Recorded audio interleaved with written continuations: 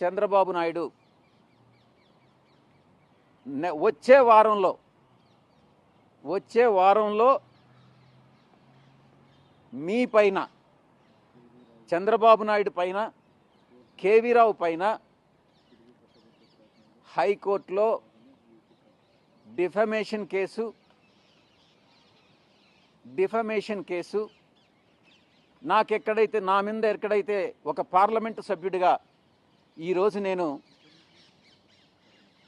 ఎక్కడికి వెళ్ళేటటువంటి అవకాశం లేదు, వెళ్ళను కూడా. చంద్రబాబు నాయుడు వెళ్ళమన్నా కూడా వెళ్ళను కూడా.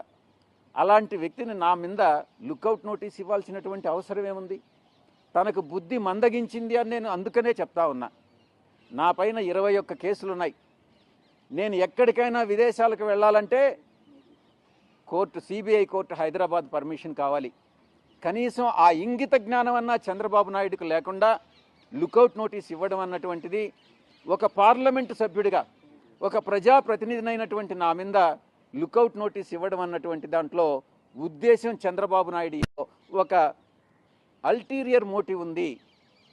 ఈ యొక్క దాన్ని నా యొక్క ఇమేజ్ని, నా యొక్క రెప్యుటేషన్ని దెబ్బతీసేదానికోసంగా ఇది జరిగింది అన్నటువంటి విషయాన్ని దృష్టిలో పెట్టుకొని అటు చంద్రబాబు నాయుడిని, అటు తప్పుడు కంప్లైంట్ ఇచ్చిన దానికోసంగా ఇటు కేవీ రావు ఇద్దరి మీద కూడా నేను కోర్టులో దావా వేస్తున్నాను అన్నటువంటి విషయాన్ని మీకు తెలియజేస్తా ఉన్నా.